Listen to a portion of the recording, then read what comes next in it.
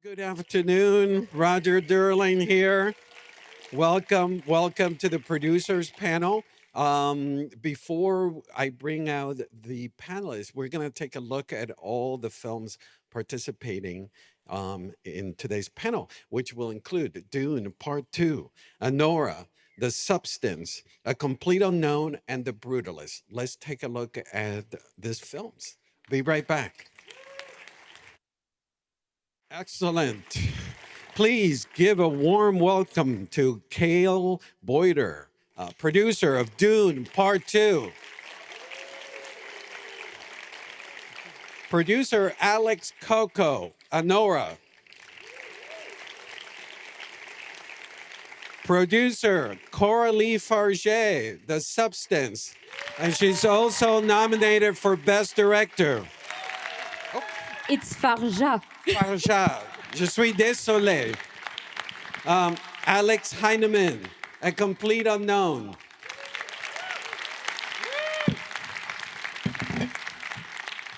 And Brian Young, The Brutalist. And you're in incredible hands with your moderator. Give a warm welcome to Nicole Sperling, reporter at the New York Times.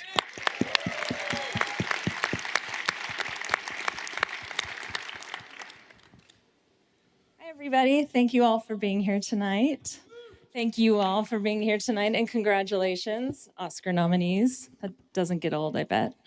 But since you're so, up so high and feeling so good, let's start this off with the lowest moment on the journeys for all these films, because I'm sure there was a time when being on this stage and then being an Oscar nominee was something that probably you couldn't even imagine. So, Cale, you want to start us off? Hello. Okay, the weird thing about Dune is we made Dune part one to make part two, because we knew that part one was the wind up for ultimately, we'll say, the dramatic thrust of the story, which all unfolds in part two. And so it was a huge swing, a huge risk. Some would say Dune feels like a first act. And just like when you do anything, you put the movie together and you look at it, you're like, shit. It starts to talk back at you, and you try to figure out what it's saying and kind of what it needs. A couple things happened during that time. There was COVID, and we got through that, which was a bit of a grind, because we knew, and this is like a blessing and a curse thing. And I think, and by the way, look at me and say, speed it up. Sometimes I use a lot of words. So we had a plan that we thought we were going to kind of we got it, right? And we put it together. We shot for 2 days with Timmy and Z. We were in just north of LA. We were, using California landscape to trick you into think we were in Jordan. And it looked beautiful. You couldn't tell. Day 3, boom, COVID, we're done. We're like, shit. What do we do? And then we sat around twiddling our thumbs. We looked at the movie and we said, whatever we thought we were going to do, let's pretend that we, maybe that wasn't the answer. We started to second guess one another. And we brought in, I remember Craig Mazin and a guy named Brian K. Vaughan, who's a brilliant sci-fi, mostly known for his work in comics. We sat around for a week and came up with a completely new reshoot program. And if you know the movie well, or the book always started with and I know I'm talking about part one, but I'll get there. It starts with the Gom Jabbar, and that's how the movie started. And everyone was confused. They were like, who is Paul? And what does he want? And what's the tone? All this stuff. And then we went and shot through COVID after we figured out procedures and how to safely do that. And the first 22 minutes of the movie are not in the book, and it's stuff that we completely invented. And I really think it saved our butts. And so we went, yes, we did it. High five, right? We made it. And then there was this weird thing that happened at Warner Brothers where they took kind of all the movies, and we were one of them, and they said we're releasing them on HBO Max and theatrically all at once. I know I probably shouldn't be saying any of this, but what the hell? It's called Project Popcorn. It did not go over that well. was the industry term. And so we were devastated because we made this movie because we thought we were doing kind of our version, like a sci-fi Lord of the Rings in our minds. Like we meant for you to, watch it in a screen like this. And we were devastated. And we didn't know what was going to happen. And everyone in the business was massively impacted by what happened in COVID. But then the viewing trends and all this stuff, what scared the hell out of us. And so then we came out day and date, and we were just so nervous that our dreams of making part 2 were going to kind of go down the drain. Thankfully, and there's always luck that kind of factors into a movie success. It's also about the talent that gets poured into any movie. So you make something that's better than the competition at the time in the marketplace. So those things came together, but for some reason and the grace of God, we were able to do just well enough, because we came out on HBO Max at the same time the movie was released, and it did just enough to give us, we'll say, the ammunition to feel good about making part 2. So weirdly, yeah, it was like circumstances outside our control that really tested us. But we prevailed, and we were able to go make part 2, and here we are. So sorry, that was a long answer. That was a good answer. I'll do better the next time. Alex. Yeah, for us, Sean is so creative in his casting, and he casts his own films, and he really wants, the authenticity for the people and who he brings to the project. So for us, using international actors, especially people who don't have work visas ahead of time and aren't really well known, it's hard to get them into the country and do all that stuff in short order, which is usually, the process of getting somebody's visa really sometimes just takes forever, and, they throw things at you. So we were like going into Christmas in prep, then we're going to be starting to shoot after in January, and we couldn't get the visas for Yura and for Mark. And we kept reaching out to the consulate and asking, what's the status, and they just said we can't tell you, we don't know, it's got to run its course. So we came back from Christmas break, still had no word about the status of the visas. We were starting to shoot in just a couple weeks, and then even a couple weeks turned into a week, and we didn't have it yet. And I was looking around for backups for people, but it's such a small target, based off the people that Sean wanted for the film. It's not an easy role to find, the role of Igor and Ivan, as you can imagine. So yeah, I just held in as tight as I could and just worked with, any lawyer that we could get to try to get this pushed through as fast as possible. And we had, found some people as backups, but I don't know, just in our hearts, we just knew that Mark and Yura were perfect. And I think we were right in that instinct. It's just incredible to see the success that Yura's had here and, the nomination and everything. And I just don't think the film is the same without either of them. So I think that instinct was correct, but it was scary because I really didn't know if we were going to be able to start shooting the film. And then I would have to go back to the financier 5 days before we were supposed to start and say, I don't have any actors. Mark was supposed to start the shoot. So, we would have to push the shoot. But then if we pushed the shoot, Yura had to go back for another shoot, so we were locked into the timing. So it was if we push, we lose him, so we have to go. They were also tied together. That's another detail. Yura was the 01 and Mark was 02 attached to him. He didn't have the credits, so if we lost one, we lost both. So anyway, that was the darkest time. And when we finally got the visa approved, that once Yura's came through, then Mark's automatically came through. I screamed like I just won the Super Bowl in my apartment. I've never felt that exhilaration before. And then, we got him on a plane, and I think we were shooting 3 days later. So it was hairy. Yeah. You made your deadline. Yeah, we got it. Yeah, we didn't have to push or anything like that. Yeah, it was really down to the wire. But Coralie? Me, it was definitely that moment in the screening room of the studio when I showed my cut of the film. So I was both a director and a producer and an editor at that time. And that the studio really didn't like the film and said, Coralie, I'm sorry, but you turned your back to the audience and we can't release that film. That was a moment when time froze after 5 years, working on that film. And it was a moment where I think it was the worst moment for all of us, my co-producers, because we really didn't know what was going to happen. And so we needed to finish the film because, the movie was still not finished.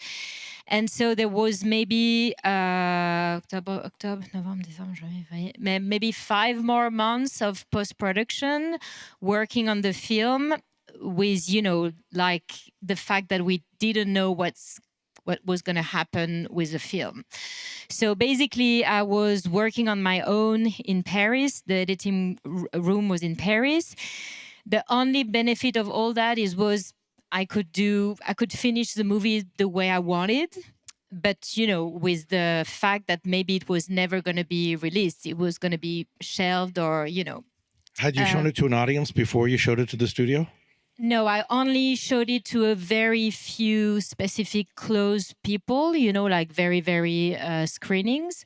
And so basically I finished the movie on my own, like no one was taking my calls anymore and everyone thought the movie was dead, I think what saved me in that moment was the crew I was working with, the sound crew, because we were finishing the sound and they loved the movie so much that, they had a smile each time I was entering the studio. But it didn't change the fact that we were working on a void, and it was very, very, so it was, I think, mentally one of the toughest moments of my life. And my release cream came when I got the news that the movie was selected to Cannes. And I knew that the movie was saved. I knew that, no matter what, there will be a future for the movie. And then started the process of, selling the movie to another distributor. And when you are in those moments, you try to remember the stories about all those movies who almost never existed and then ended up having such a great success. And in those moments, like, this doesn't help. Like you don't think it's going to be your case. You're just on the lower, part of the process. So the ending of the story is beautiful, is amazing. That's why I'm all the more happy and proud to be here. But yes, the nerves have to be strong when you make films.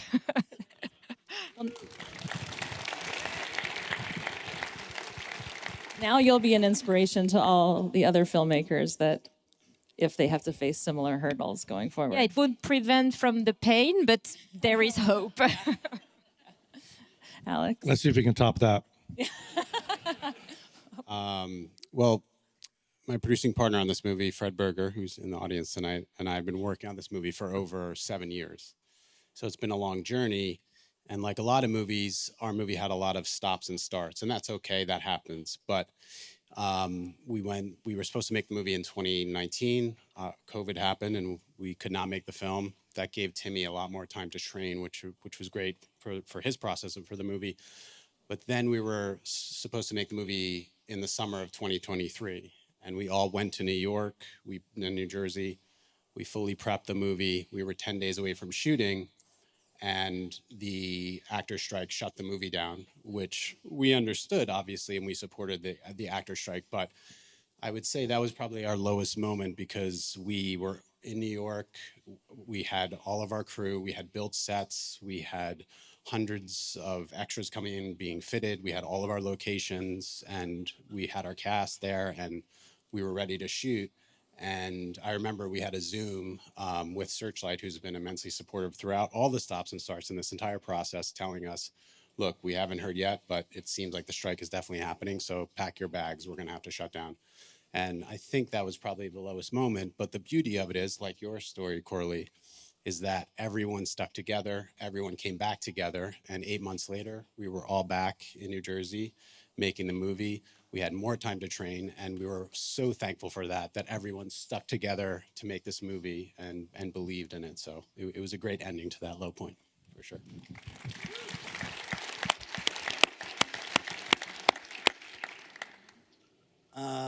Oh yeah, what's the lowest point of making this movie?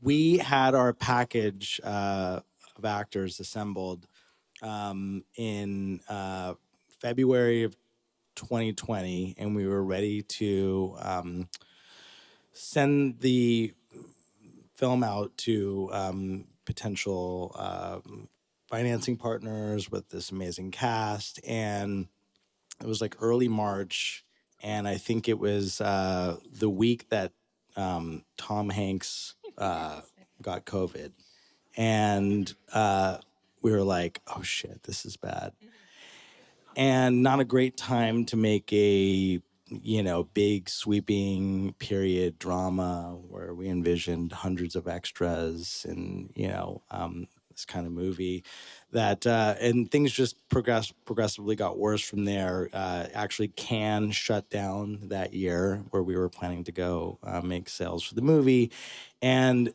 a series of events just occurred that kept pushing us back, and we lost some cast. There was one of our cast members had a death in the family, so we lost a key cast member, and we had to recast. And then we finally got our financing together, and because it was all during COVID, the budget that we were capped at was far less than we thought we would ultimately get for this movie. And we then put a plan together to shoot the film in Poland. And as we were getting ready to start getting into prep in Poland, Putin invaded Ukraine.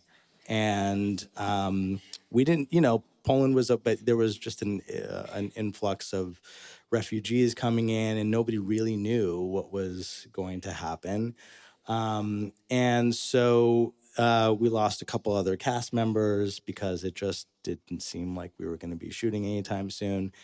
And finally, we ended up pivoting to Hungary, to Budapest, where Brady and I had shot his first film, Childhood of a Leader, in 2015. So we knew Budapest pretty well. We reached out to a phenomenal production partner out there, a services partner, and we put a plan together and ultimately ended up, getting the movie made in Budapest for a lot less money than we were ever planning to make it for. But those moments were the furthest I could possibly think of an Oscar. That was. Look how far you've come. So Alex Coco, since there's two Alexes, we're going to be awkward here. You've worked with Sean since Florida Project, and he said that his whole career has led to Anora. So can you tell us a little bit about his evolution as a filmmaker and just how you've seen it manifest itself, and what has that meant for you as a producer alongside him? Yeah, I mean,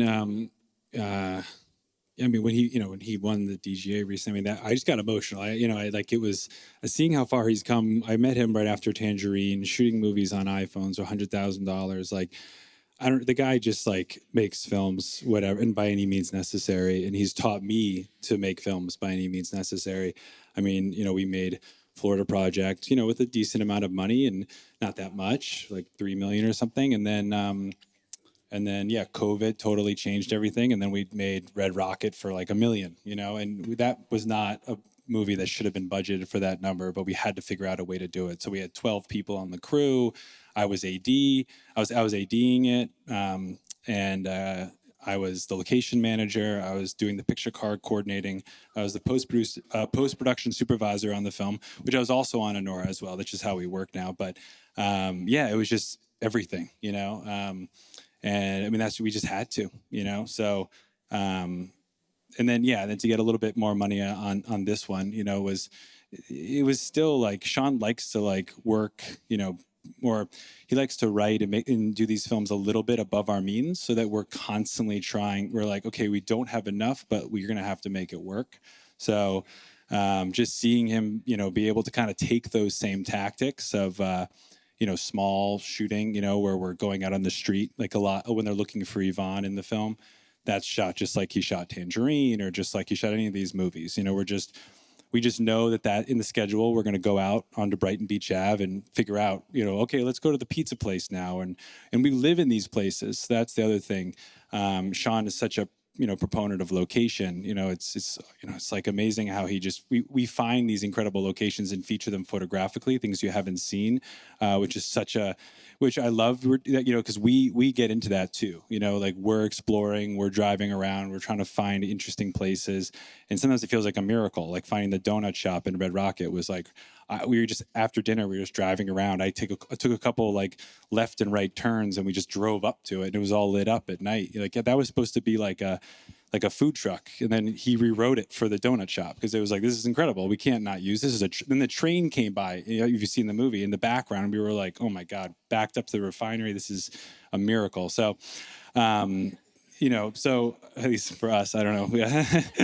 For our aesthetic, but no, yeah. So just like knowing like just knowing everywhere, just being able to pivot, just being able to go on Brighton Beach Ave, and then Sean and I, we're working with a small crew in those situations. We're downsizing the crew. Maybe the crew's in the production office, or they're just by the trucks, or there's whatever. It's because that day we don't need as many people or whatever. Or maybe halfway through the day we reduce the size of the crew, and then we can just pivot and be flexible and be like, oh, like we don't have a lot of time left. You know what? Let's go grab that restaurant. What's that dumpling place? Okay, let's go there. Yeah, let's go. Come on, guys, we're going to the dumpling place. Just move the equipment and I just love doing that. Like in just conceptualizing the production as these two sizes and these two different tactics and approach to how to do the film. And even like the candy shop in the movie, it was supposed to be a vape shop, and like a week or something before, we were having a hard time figuring out how we were going to shoot inside the vape shop. And I was like, there's that candy shop down the street. We should just shoot there. And then we just pivoted. Sean rewrote the scene, and that's what we did. So I don't know, that flexibility is like inherent. And I just am enjoying seeing him. I really wanted him to have a little bit more money on this one so he could scale up a bit. So he didn't have to compromise all the time, which is what he was doing on the previous films. So curious what a big budget Sean Baker movie looks like. Yeah, I mean, I don't know. Hopefully in the future. This one was like, 6, which was a lot, but it was in New York, and New York's so hard to shoot these days. So, we made it work, but yeah, no, maybe we'll make it for double or something next, and we'll see what happens. I don't know. Maybe if there's any financiers in here, He wants double, guys. Coralie, I'd love to hear more about how you cast Demi Moore. You had said that she wasn't the obvious choice, and I'm curious about those initial conversations and if she knew what she was getting into from the beginning. Oh, yes, that was my main point, to explain her 100% what the movie was going to be. So if she, was going to step in, she knew the level of risk, that it was going to be needed. For maybe a year when we started the casting process, we still didn't had the financement of the film. We still didn't have a cast. We had, like, maybe for 6 or 7 months we received no's after no's, and when we were still researching ideas, and the name of Demi, appeared in the conversation. I say, yes, it's definitely a great idea, but I was really doubting that she would be ready and willing to do that type of movie, because I had an image of her very in control of her image. And so that's why, when I met her, I really needed to feel if she was really willing to follow the vision of the film, because, the movie is so precisely built. Everything is linked together between visuals, sound, performance, all the craziness, that has to escalate, that it's remove one element, it's the whole castle, that doesn't work. So I took a lot of time to explain her everything about the filmmaking, the prosthetics, the nudity also, which is a main tool in telling the stories, but also about the way we were going to produce the movie, because it was not a huge Hollywood machine. We had quite a limited budget compared to everything we had to do, because we did everything practical, all the prosthetics, all the tunnel of light, everything, has a real basis. Sometimes we use VFX, to stitch things together or to enhance, but everything, has a practical base. So it's a huge amount of work that needed a very long scheduled, which we organized in a way to have a more limited crew, and even at the end of the shooting to have a super limited crew to do all the shots where there were no actors anymore. They were still hero shots for me, but with no actors. And we built the movie really with an independent configuration. Like it was, no hundred of trailers, no, entourage. It was really every single dollar that we had needed to go on screen. Otherwise, we couldn't have done the film. And when you do this, it has to be a rule that everybody is going to follow, and that everybody is ready to go for. It can't be a surprise. You arrive and, oh, I don't have a whole team with me. So for me, it was all the more important to explain her that we were going to have, like the minimum we need to be able to do some good work, but we couldn't afford what a bigger Hollywood production that she had been used to, in her career. We just couldn't afford that. And if she wanted to make the film, she had to do it with this in mind. And it's a 100-day shoot in Paris, far away from her home. So I needed to be sure that 10 days or halfway in the shooting, she wouldn't say, "Oh, I'm done. This is not what I want to do." And so that's why I needed to have all those extended conversation with her, and I read her book as well. She gave me her book. She's very smart, because I think she knew that there was so much in that book that reveal her in a way that you maybe don't know when you just look at her movies. And really, it's the book that convinced me that she was the right actress to do that, because in that book you see that in fact she made herself really on her own, taking a lot of risk in her life, making her way in a very male dominated industry. And also she did many risky choices and many avant-garde choices. So it made me see her in a total different lens. And I felt like, okay, yes, she has the out of the box way of thinking that the movie needs. So that, when I knew that it was the right choice, and also because she trusted the movie, she trusted everything that was required, because she understood that it was something she had never done, but that we're probably going to take her outside of her comfort zone. But I think she had the instinct that the movie could be something important.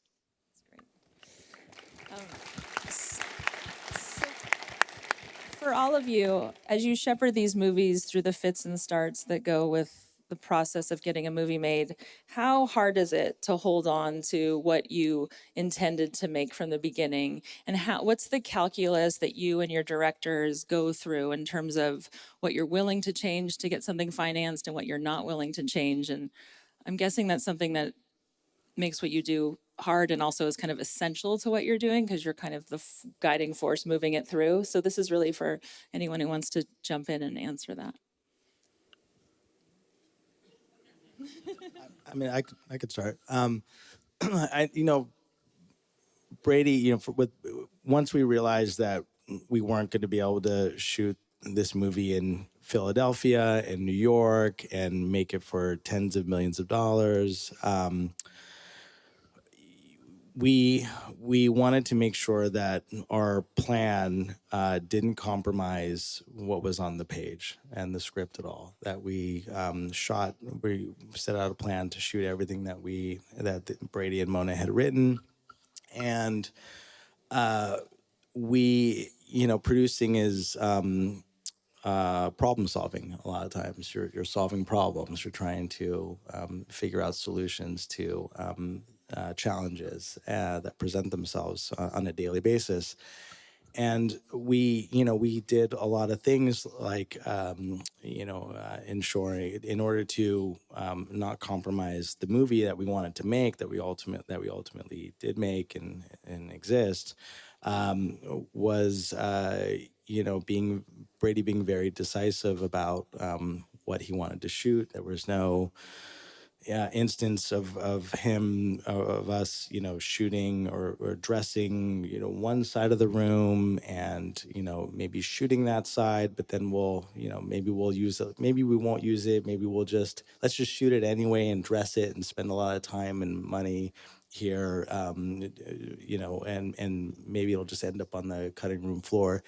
All that fell by the wayside. And Brady knew exactly what he wanted in each scene in the movie, in each shot of the movie.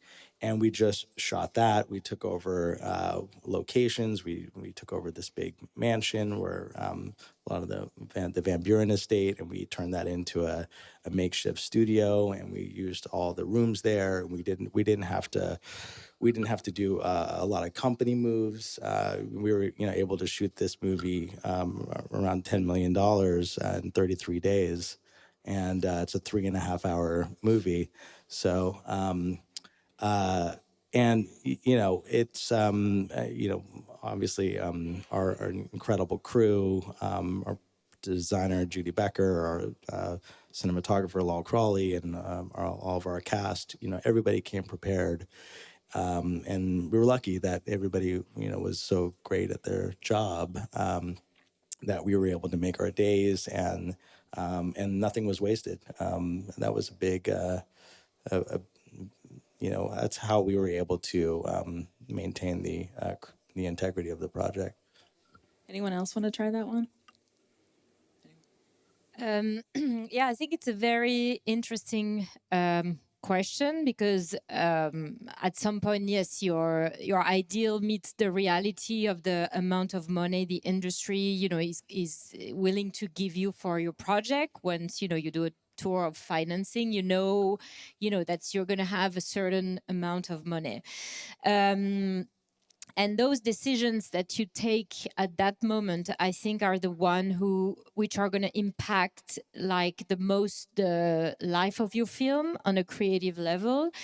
And I know that in my case, I had at the same time the cap of producer and director.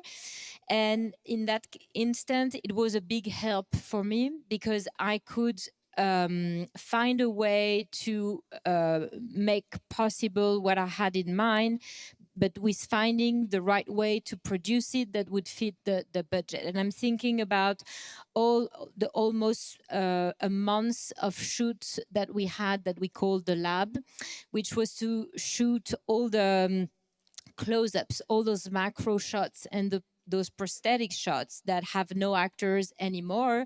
And they don't require a huge crew, but they require a lot of time. They require time to experiment, time to find the exact right way to do it. And to me, those were the one that I didn't want to compromise. I didn't want to, because it's the first one that normally your AD or your producer wants to take out of the schedule. It's insert, you don't need that. And I knew that, because I know the way I shoot, and the way those shots for me as much hero shot, as the shots with actors, I knew that these were the one that I needed to preserve. So that's how came the idea of having this lab. Also because I think a little bit like what you said, I work so precisely from the script, knowing exactly which shots I want to put where, that I can't extract them and gather them at the end, and I know exactly what I need, what I don't need.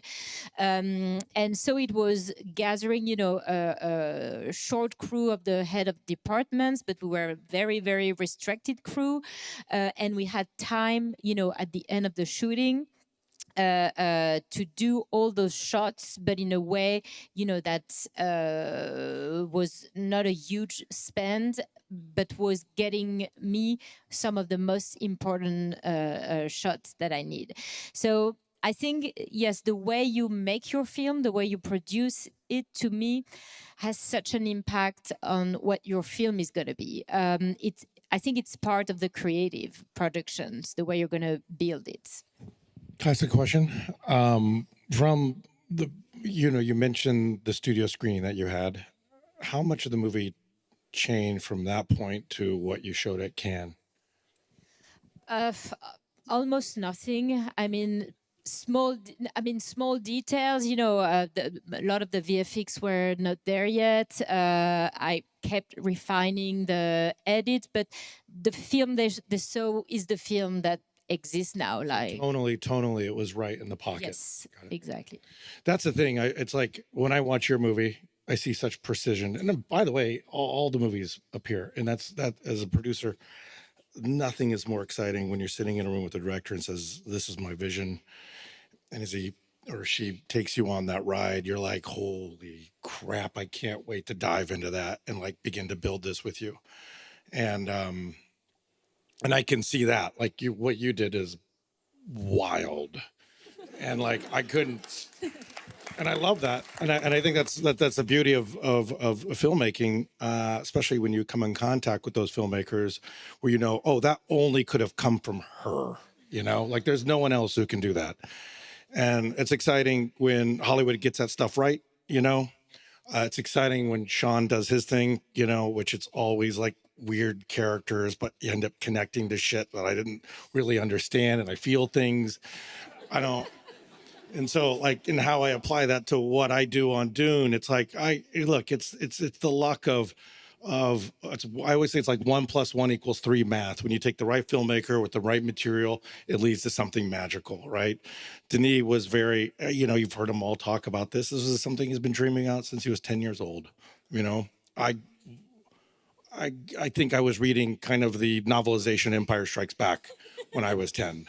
Denis is very different. But when you sit down with him, I said this to him the other day, we were going through part 3, and he was taking us through the beginning of the movie, and the way he's doing it, I'm like, holy shit.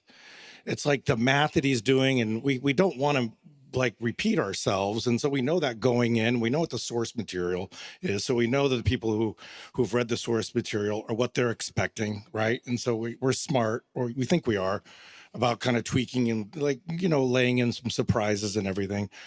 But when you have precision and passion, it is beautiful, because whether that budget's 150, 185, whatever, these are all things, or 6, which is insane to me. I actually don't understand that, but we'll deal with that later. Talk later, yeah. Yeah. But you can take that passion, you can shape it, and with someone who is like respects the process, and it's like, because Denis thinks producerially as well. And we also, because we did this on the first one, we shot, don't say this, I'll say, but we probably have like 25 minutes of movie that we ended up not even using. And that's a lot, by the way. You can put it on the Blu-ray. Yes, we should talk to him about that. I would love to see that. I'm in one of those scenes, by the way. I play Momoa's drinking buddy. That's how bad I got during COVID. We couldn't have extras. They're like, Kale, put the hat on, get in there. It is one note. I'll just say it's one note to me. Momoa and I were screwing around, and he came up to me and he said, "You too drunk." And he walked away. I should never be saying this out loud. Anyway, back to it. Back to the idea of being precise, because like we did 20 minutes of too much on the first one. The second one, we were on point. Like I can tell you, because we, that's the benefit of doing a sequel or a part two. You learn and you see what you don't need. We know what the audience feels. It's always like you do world building, you go too much world building, you fall asleep, the exposition takes over the storytelling, but we, it's not like it's a perfect movie, but we got better. And so the benefit of that, but it is come from a director who knows exactly what he or she's doing and being able to articulate that to a crew, to the producers first, and then it all stems from there, and beautiful things can happen. Right. Alex Heineman, when you make a film about a real person and you're battling truth versus artistic vision of your director, how do you and your team solve for that on a complete unknown, and especially when you have the backing of Bob Dylan? Like, that's got to be a blessing and a curse in a way. Yeah, it's interesting. Bob is kind of this mythical figure in our history and our culture. And so a lot of what you see in the movie really happened, including Bob at 19 hitchhiking to New York City with no money in his pocket to meet his hero. And he ends up coming to New York and living in this, cultural hotbed in Greenwich Village and rewriting our culture and then kind of rewriting it again within the span of 4 years. And so that was a story that we all kind of fell in love with. And in terms of how do you handle, expressing that real life of who this character is and who they're not, I think Bob kind of sees this movie in a way as a fable, and that's the way Jim sees it. And when you see the movie, it does have kind of the surreal quality of a fable. And so Jim also is someone who believes that, let's make an interesting story first, and then we care about the facts, but not everything needs to be 100% true in order to make a great story. And so we did approach the movie in that way, where a lot of the things you see in the movie actually did happen, and other things happened in slightly different ways, but it still makes for the beautiful story that Jim and Jay Cox wrote, and Timmy and the rest of our cast, made come to life. Definitely. Now, Did Bob see the movie? Should I be asking that? Well, you know what? I don't think anyone knows if he has. That's the truth. But he did, and that's okay. That's kind of what you want Bob Dylan to do, I think. But makes sense. He did tweet about the movie and about Timmy, which really touched all of us, but especially Timmy. I mean, Timmy was so blown away by what Bob said. He said in his tweet that he knows that that Timmy's a brilliant actor, and that he knows he is going to do a great job playing him, and that's I think all we needed. And our partner on the movie, Jeff Rosen, who is a legendary music manager, he's been Bob's manager since the 70s. He talks to Bob a lot, and I think we get the sense that Bob is very, very proud of this film and what we did. So that was exciting. And Timmy and Bob never met. They have not met, no. But the great thing, just to talk about Timmy a little bit, Fred and I, we saw Call Me By Your Name, because Timmy has been involved in this movie since 2018, and Fred and I saw Call Me By Your Name. And at the end of that movie, the final shot is Timmy staring into the fire. I don't know if you remember the final shot of the movie. It kind of holds on his face, and he's staring into this fire, and he's kind of staring into the abyss, and he's like reflecting on this experience. And it's kind of a moment of creation where he's creating. He's created a new version of himself. And what Bob said is that you don't find yourself, you create yourself. And that's something that really resonated with us and resonated with Timmy. And so when we saw that movie, Fred and I knew this we didn't know if Timmy could sing or did sing or could play guitar, but it didn't matter. We just felt like he's going to play Bob Dylan. And so that's how that path started with him. That's pretty great. Yeah.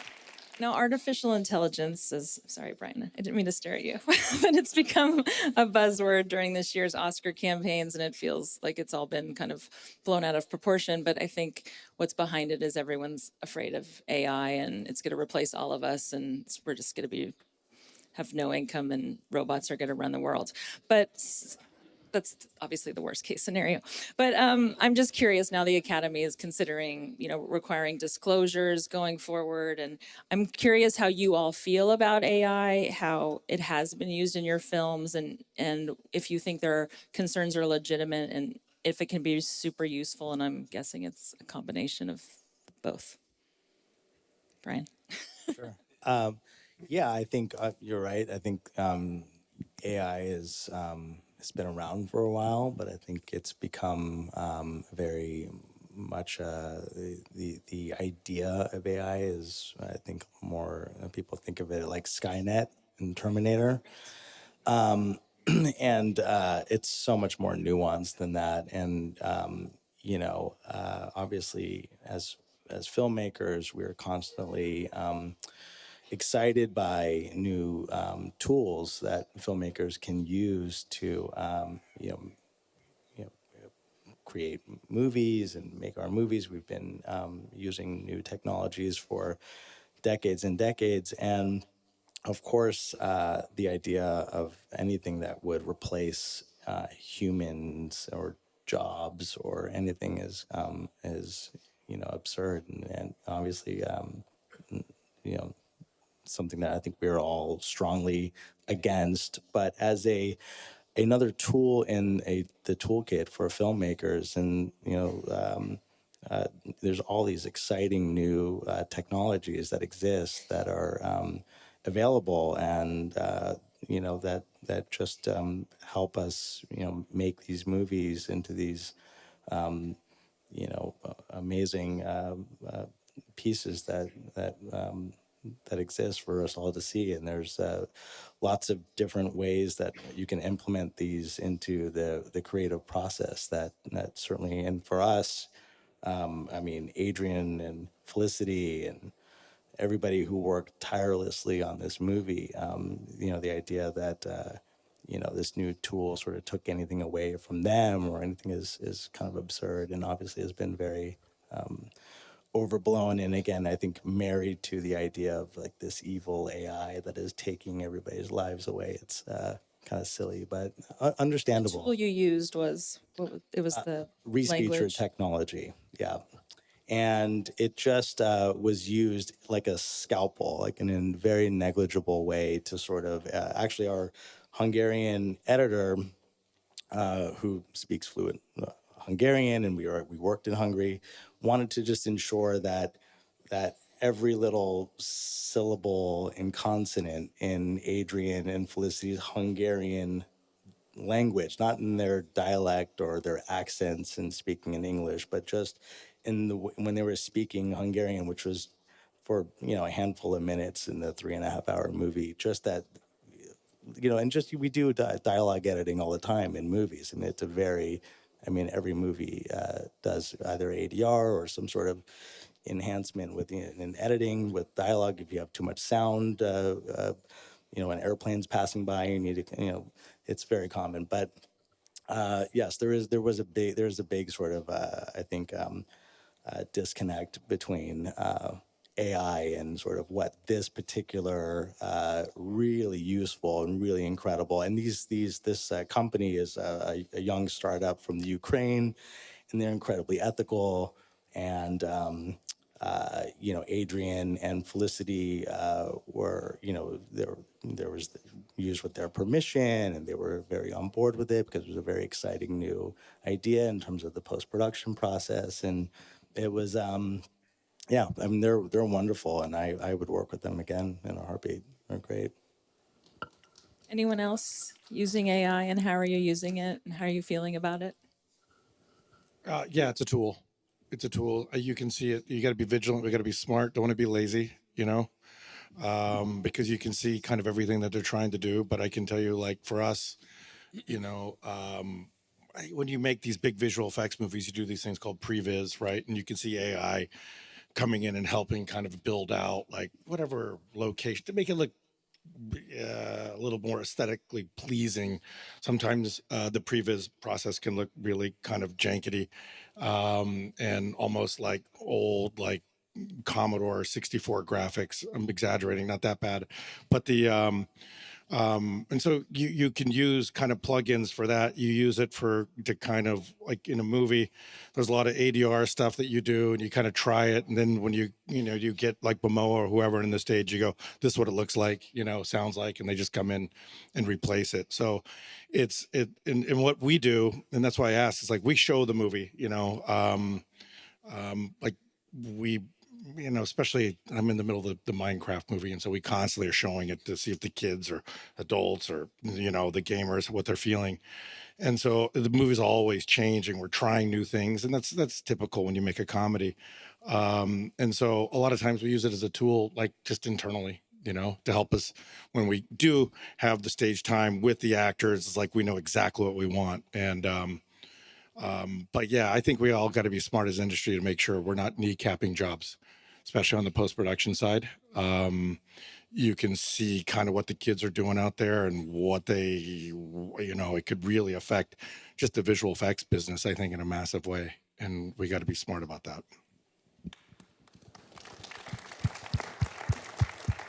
Does anyone else want to weigh in on the AI, or you guys? To me, yeah, that's a scary question. I think I see AI as a real civilization shift. I think there was the internet, that was one. There was Tinder, that was another one.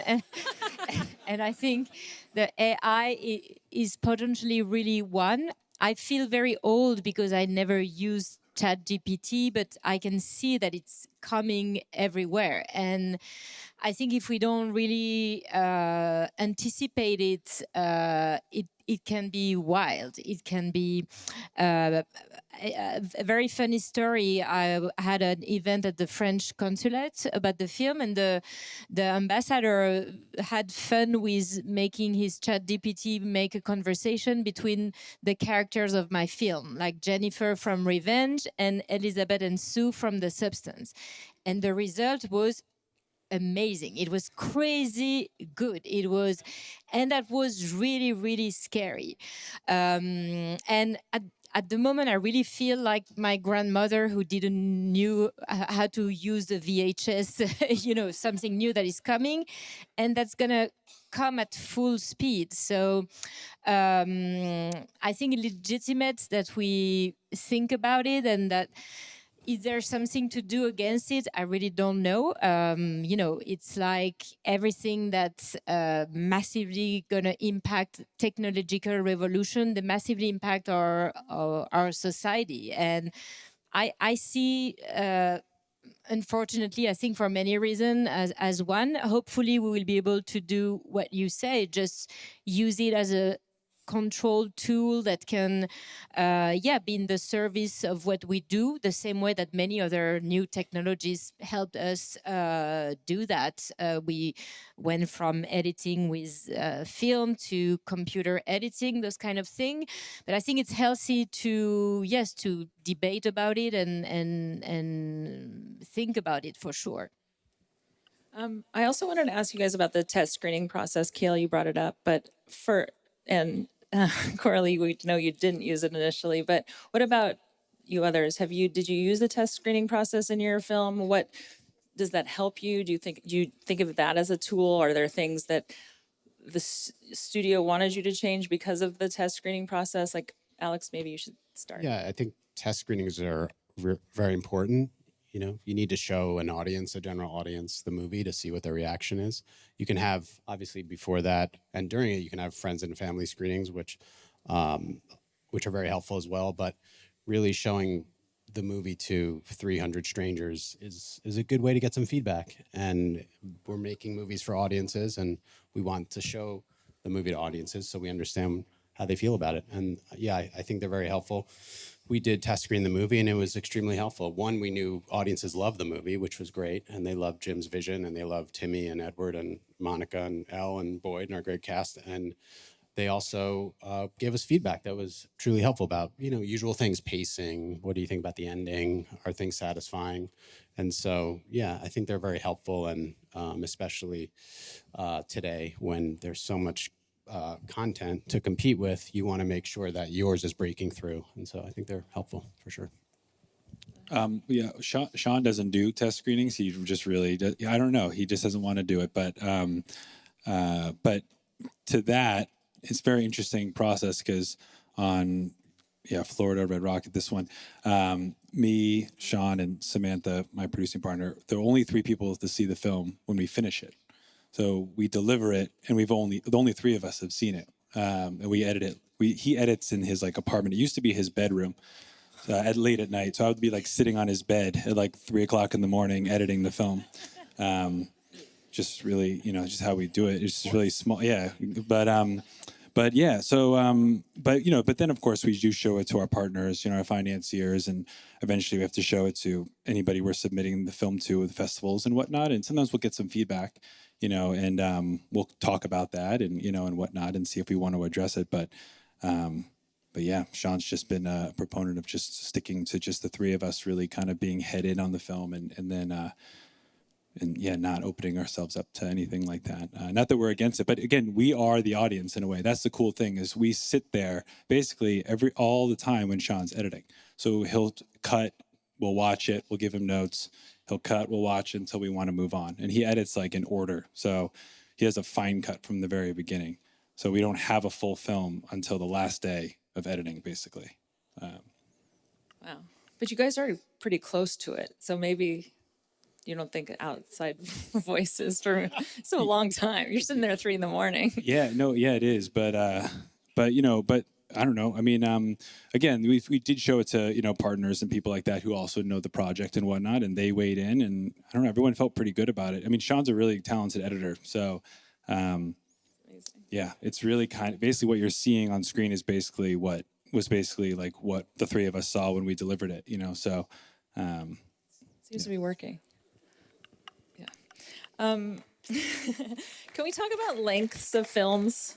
Because it seems, we live in a world where our attention spans are so small. It's insane. And now we have a 3.5-hour movie with a 15-minute intermission. And none of these movies are very short. Do you get a lot of pushback?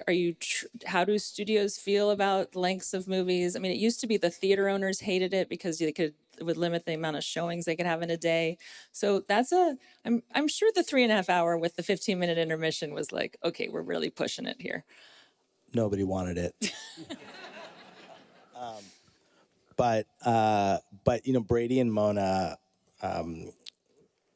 wrote the script 7 years ago, and the intermission was written into the script. It was always part of the plan that this would be a theatrical experience, and we envisioned this idea where people could go to the movies and have a night out, and they would have this 15-minute break, and they can talk about what they just saw, and they can go have a cigarette, get some popcorn, go to the restroom, stretch your legs.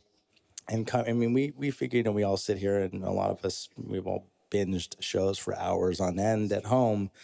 And I've certainly gone 3-4 hours on a series without getting up if I'm really into it. But this was always part of the plan. This was going to be a 3-hour movie, and that you would get a break in between, and that this would be kind of an experience. And that's why it took so long to sell it, because it took so long. It was the movie that everybody. The elevator pitch did not go well on this movie. Anyone else on lengths of movies? Oh yeah, they're wildly too long. I have an aggressive strain of ADHD, so. But it's Dune is not short. Yeah, Dune was, I can't remember, 2 hours and 37 minutes or something like that, 2:34, something like that. It's right around there. Yeah, I think but we put that in front of, we did like huge friends and families. I think we had like 300 or 400 people, and we didn't officially test it, but that's a big reason why we like to put it in front of an audience, because we just like to watch people watch it, and we could tell whether or not they're leaning in or whether they're going, can we get the hell out of here, and that's always been very valuable to our process. Yeah, we're very well aware of it going into Messiah in terms of the expectations and stuff, and we plan on doing something a little bit different in terms of pacing and length. But it's still going to be over 2 hours. I don't know yet. I don't know quite yet, but yeah, I hear you. Yeah, I have a hard time sitting through really long movies, and yeah, it'd be great if we could figure out a way to be smarter about that. But Nora was what, 2 hours and 6 minutes or something? 19. 2:19. Oh, so it flew. You thought it was a lot Well, shorter. yeah, it did. But yeah, But it's kind of that one I went on the ride that- easily, man. It's kind of interesting that the movies are getting longer as our attention spans are getting shorter. And maybe there's something about that. It's the only time we can actually focus if we're sitting in a theater with no distractions, if that actually happens and you don't take your phone out. I don't know. Maybe. I'll just say that, you know, A Complete Unknown could have been another hour longer. And Jim, you know, it was a huge undertaking and pressure to create this story in the length that the movie is, which is far under 3 hours. And Jim really had to put so much of Bob's story into that length of time, because it just felt like it should feel like a bullet when the movie starts and you're just trying to keep up with Bob right until the end. When he was on the motorcycle, you're still trying to keep up with him, and that was really important to Jim. And so, but we could have had a much longer, it could be 6 hours to tell Bob's story or longer. So Fred and I really credit Jim for having that vision and being able to condense it down in the time period that it is. So Is there a lot cut out of that for your Blu-ray? not really, honestly. What you see in the movie is really everything that Jim shot. He was so specific about what he wanted. He had a beautiful script that was very constructed of Bob's arrival in New York and going through these different periods of 1961 to 65 and all the musical performances and meeting Joan and Pete and Woody, and kind of just, like I said, we're just trying to keep up with him because everyone was, and then right into the end until he kind of drives away and we're still chasing him. So That's great. Coralie, the physicality that went into making the substance is really mesmerizing. And there's a new featurette that they just released today that's like 30 minutes on how they made this movie. And you should all watch it because it's fascinating. And like the prosthetics, and Coralie has this camera helmet thing that she wears. It's really amazing. So, but can you tell us about like just the biggest physical challenge and kind of filmic challenge that you had and how you solved it creatively? Because it seemed like there were just so many creative solutions that you went for to make this work. Yes, I mean, every scene had a technical challenge somehow. So there was no easy day on set. But that was also part of the fun for me, because that's also what I love when I make a film, is to invent new tools, to invent the way I'm going to do it and the way we're going to have the technical idea that's going to allow us to have someone be burst by the back of another person's, for instance, or, you know, to travel through this tunnel of light. And that's where I think I connect with my kid, you know, relationship with cinema, which is to dream and the dream of illusion, create something that, you know, doesn't exist and that you make believe that it's happening here or using that. So I would say that all those technical challenges, they are tough to solve, but for me they are also the greatest part of, you know, making a film. And I love from the very, very early stage when I'm writing to have in mind the way I will want to do things that will impact a lot the way we're going to produce the movie, because I think everything is very linked. And I knew from the start when I was writing, it was really a movie about flesh and bone, about, you know, having a visceral experience, having the audience entering the skin of the character almost. So I knew I wanted everything to be made for real, the prosthetics, but all the relationship to the camera work, to what you can feel in your body when you watch the film, the sound as well. And that's, you know, something that I had in mind while I was writing, and then when we were prepping, is to create our own tools. And that's also what I think is great in movies, because there is not one recipe, there is not one way of doing things. Each film, invents its own trick. And for us, it's true, there was this helmet cam, that I was wearing when we were shooting all the POVs, also because it allows me to go much faster and to be much more precise, because I know exactly what I want to frame. I put my hand to do the hand double. So, instead of having me saying to the person who's going to put the helmet cam, then watch the scene and then readjust, and I just love it, like being into the field. And it was true for every department. We had to invent our tools. I call them toys as well, because they were also very fun to create. And it's true that it was challenging sometimes for the head of departments, because there was a lot to do. But I know that them also, they were so happy afterwards, because they had created stuff that no one had done before.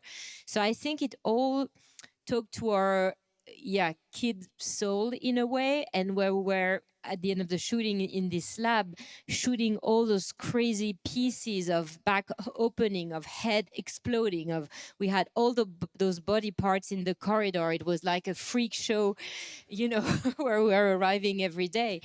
And yeah, so for me, all those challenges, for instance, the birth sequence took almost 2 weeks to film. It's full, of different camera techniques and shots that we stitched together, that we shot in many, many different places. And for me, I'm so proud and happy when I see the final result, because yes, we really created a way that is only ours to make the film. It's amazing. Hale, can you talk about the sandworm writing sequence? That took 44 days, and Denis said it was the most complex thing he's ever attempted to do. Yeah, that was wild. Yeah, our second unit, I think we had like 80 days on that altogether. And then we had a splinter unit. And so, and his stamina is crazy. And Tanya, is Denis' partner, kind of stepped into this like, oh, I'll just do this one little thing. And it kept growing and growing and getting bigger. And then we hit a rhythm, like we figured out like how to like maximize the hours as the action kept ballooning. Because there's a part of the movie we were prepping as we're shooting. And we're like, holy smokes, here we go. But that first piece, and this was again going into precision. Like we knew the worm writing sequence was like the big moment. When you make a movie like this, you have a visual effects pipeline. We're like, we got to get that in first. We get that in first, they'll get off our backs. It gives us some room. And so we needed to get that right. And it was fascinating to watch. And, you try things, not everything works, and you figure out what does work.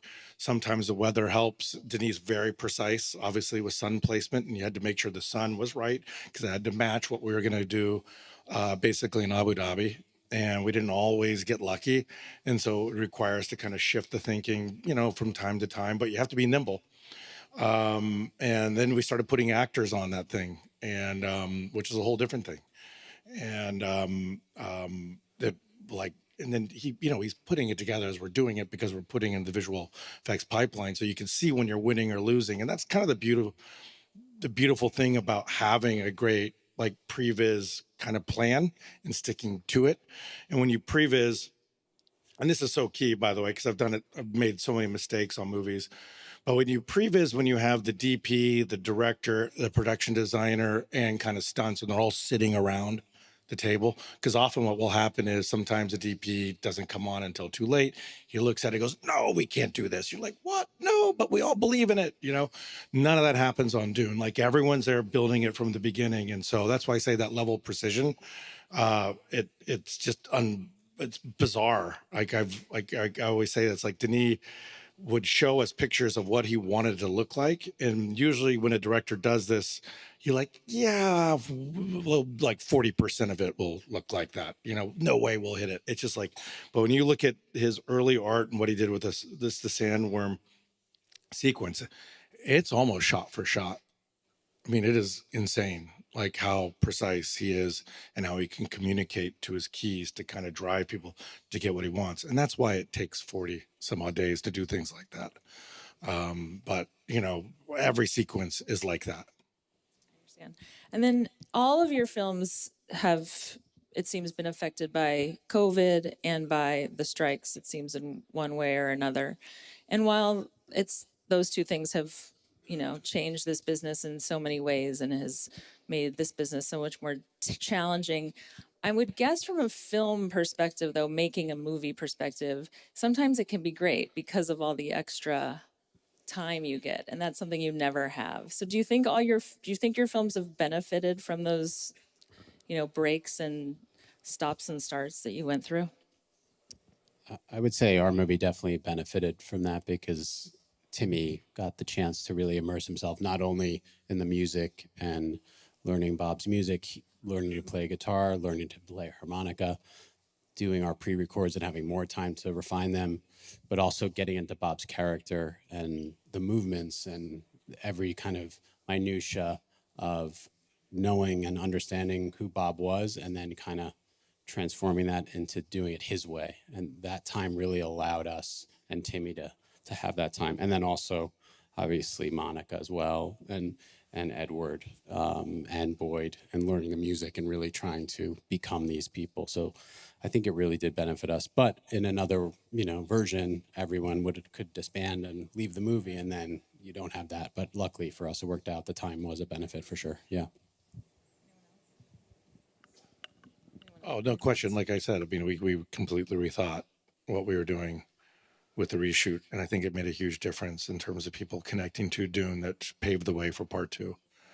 Yeah, and I would say, like, yeah, the strikes, yeah, affected us as well, our release date and all that. But in the end, it all works out. There's always kind of positive things that happen or unanswered prayers. So right now feels like a real period of doom and gloom in this business, with just, and the fires on top of it kind of adding to that sense of it being a business that's not at all in a growth phase. And, you know, production in Los Angeles is way down, and just there's so many people who are leaving the business because there's just not enough work. But I'm curious, from your perspectives, your thoughts on just the overall industry and how you're feeling about, you know, the movie business today and what it takes to get a movie made.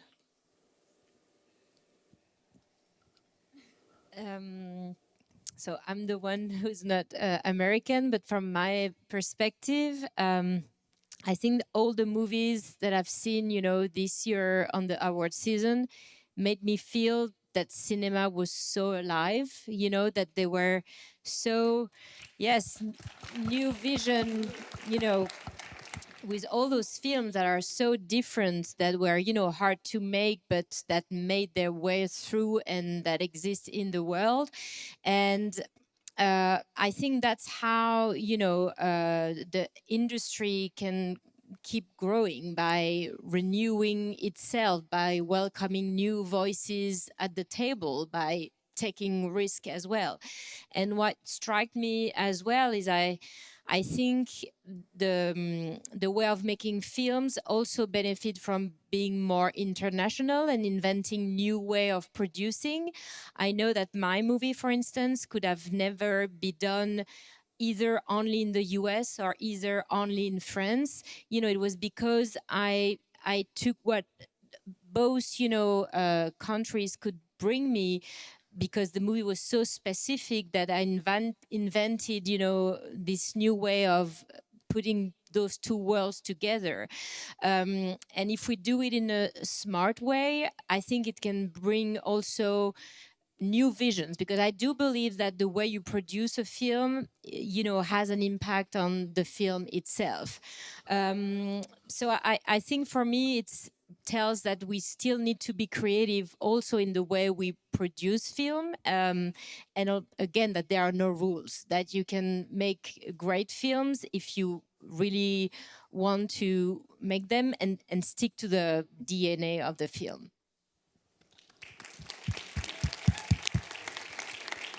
Yeah, and I was just gonna say, I mean, yeah, to that, you know, it's like I'm always like so happy when like young kids come to the screening. You know, when I say young kids, I mean like college kids and, you know, people who are like the next generation, and they say they're so inspired by the film, and not just the movie itself, but how we made it. You know, independent cinema and these films that have come before us. You know, so many of these movies were made at small scales with, you know, these just incredible visions, these new voices, as we were, you know, Kale was talking to at the top of this conversation, and just like trying to harness that, just support that, you know. And just like do something audacious and different and get people excited to, you know, want to come to see the film, see something different, you know, just inspire the new generation, you know, because we have more people coming up behind us. That's only hopefully gonna, you know, help this, you know, this business survive. I'm worried, you know, that the next generation is going to be on TikTok and, you know, all those, you know, and that's where our filmmakers will be, you know, but yeah, you know, so, yeah, I just, you know, I'm just, as long as we're supporting new voices and people to make, you know, films by any means necessary with small budgets, then we can at least get like a new crop and, you know, hopefully discover some incredible people and, you know, undeniable filmmakers. And, you know, as long as we put good work out there, people are going to go see it. So.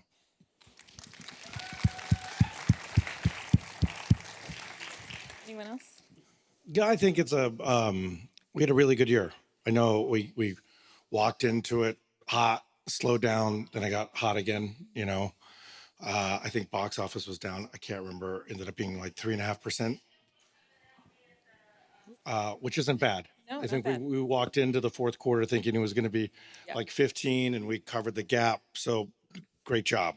But I think there's a lot of good signs. I think of a complete unknown. I think of Nosferatu. You know, you're talking about.